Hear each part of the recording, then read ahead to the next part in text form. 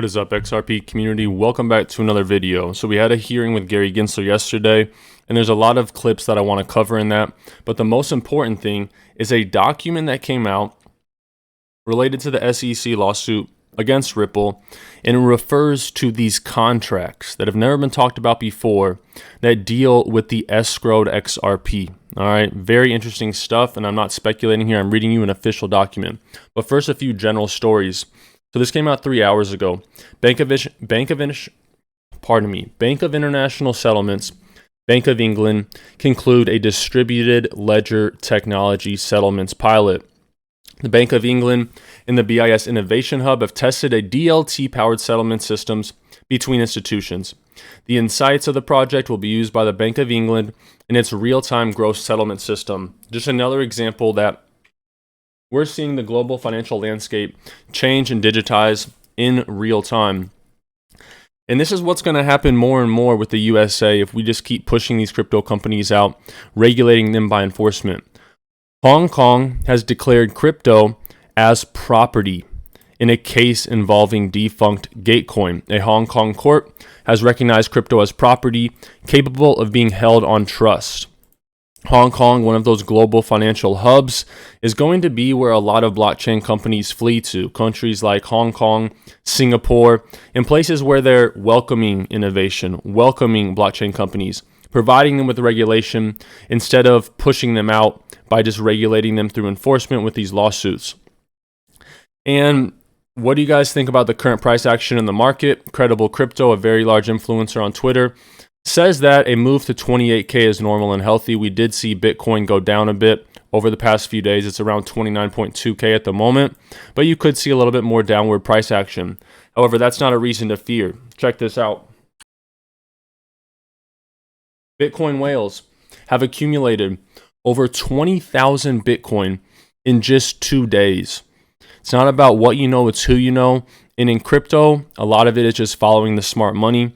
So it's a very bullish thing to see that Bitcoin whales have accumulated over 20,000 Bitcoin in just the past 2 days. And this is a good tweet from 24 Hours Crypto. And if you guys use Twitter, give me a follow. Drippy XRP on Twitter, link in the video description below.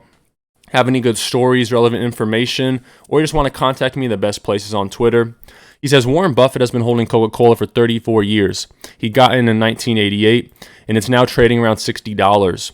XRP is not even comparable to Coca-Cola. Real-world utility. Things take time. Hold tight. Weak hands deserve to be shaken out and left poor.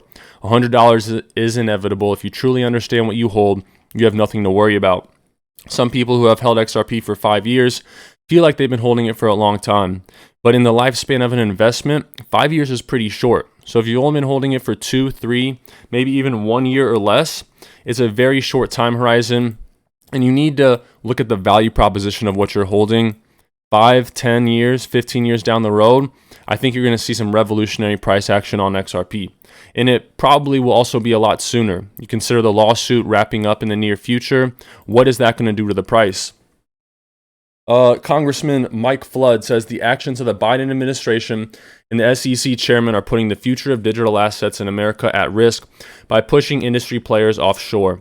If they succeed, American investors will lose. And this is what I've been talking about earlier.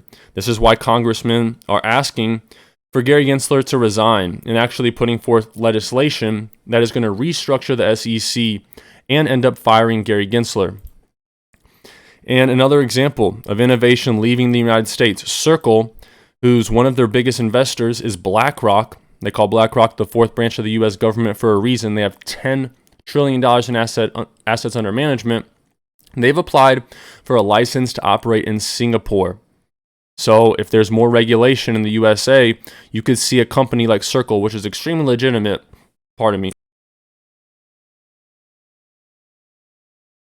move outside of the USA. And there was also a headline recently, Coinbase. They're speculating on moving outside of the USA if there is no regulation in the near future. And speaking of digital assets, if you guys need a spot to get XRP or Flare, I recommend Uphold. It's sleek, it's simple, it's secure, and it's where I dollar cost average and buy my XRP every single day. A link to Uphold in the video description below. Listen to this clip right here. Gary Gensler absolutely being drilled. Gensler. Hey, real quick, last question. I think it might have came up. You were Hillary Clinton's CFO in the campaign, right? It's part of my history. Were you? Yes or no? In 2016. Did you facilitate the payment for the Steele dossier since you were CFO of the Hillary Clinton campaign? Sir. Yes or no? Sir. Yes or no? That was not. You're under oath, Chairman Gensler. Yes or no? I know. It was not something I was aware of. Not something I was aware of. Very political answer. The campaign finance chairman of Hillary Clinton, who had that Steele dossier, politics aside, they basically lied about these allegations and funded this dossier. And Gary Gensler was at the head of the finance for that campaign. And he's just saying, oh, that's something I did not know. So here are the 1,700 contracts in this document I was talking about, okay? Check this out right here. In discovery, the parties produced over 1,700 contracts, which are specific agreements by which Ripple transferred XRP to contractual counterparties in a variety of commercial transactions. In his expert report, Schwartz organizes the 1,700 contracts into 4 primary categories, and these are contracts with commercial banks. 1. Contracts by which Ripple transferred XRP directly to a counterparty. 2. Contracts by which Ripple counterparties agreed to sell XRP on behalf of Ripple over trading platforms. 3. Contracts by which Ripple paid for various counterparty services in XRP provided by Ripple. And 4. Miscellaneous contracts that do not fall into the first 3 categories. Schwartz further distinguishes between the 4 categories of contracts, explaining their commercial purposes. For these banks to get the benefits of on-demand liquidity, they need the XRP token. And he identifies specific provisions in each contract. Lastly, Schwartz compares the XRP contracts with the written contracts at issue in Howey. He opines that the Ripple contracts, unlike Howey contracts, do not contain investment liabilities.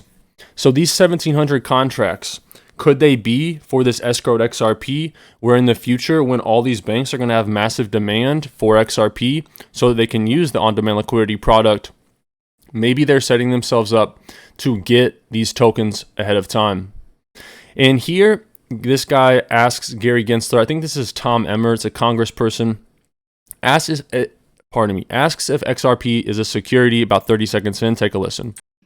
And replaces the role with an executive director that reports to the board where all authority would reside. Former chairs of the SEC will be ineligible under my proposed bill. And this isn't just my take. It resonates across the political spectrum. The American people want democratic access to capital, retail investor participation.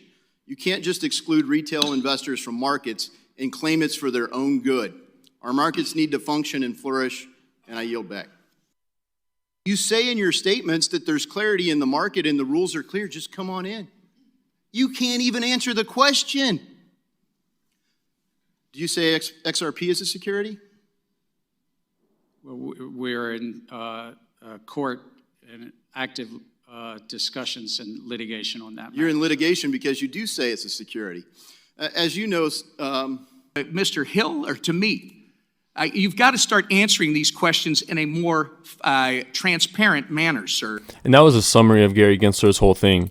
He was not answering these questions at all in a transparent manner. And you can speculate on why, but that's what happens when a lot of these people, same with Sam Bankman-Fried when he testified, when these people who they have allegations against them, they tend to dodge a lot of the questions.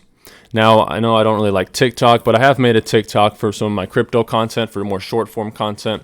You can find that in my solo.to link in the video description.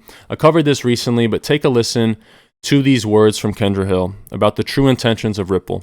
Statement from Kendra Hill. She says, in the digital age, you are able to connect with anyone around the world in seconds. For this reason, using one digital currency would be ideal.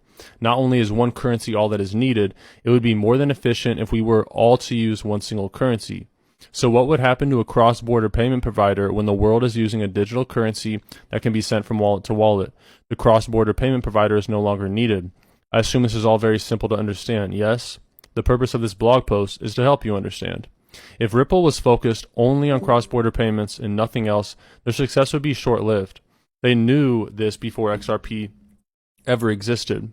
Think of cross-border payments as a nice testing ground to prepare for Ripple for the use case they have been focused on since the very beginning.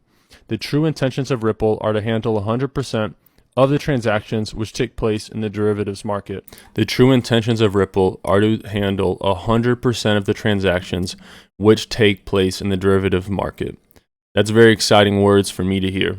You guys made it to the end of the video. Thanks for giving me 10 minutes of your time today. Comment true intentions in the comment section below so I know who all the loyal subscribers are. And a great offer for my people in the USA. If you want $41 for free, sign up with Webull, deposit 1 penny, and you can get up to $3K in free stocks. Typically, you just get $40 to $300 in free stocks, but it's a great offer just for signing up, depositing 1 penny. You're guaranteed a minimum stock value of $41. Sell your stocks, close your account, do whatever you want, but don't miss out on this great offer for Webull. A link is in the video description below. As always, guys, God bless you. Take care of yourselves. Take care of your families. Comment true intentions in the comment section below if you're still listening. Until next time.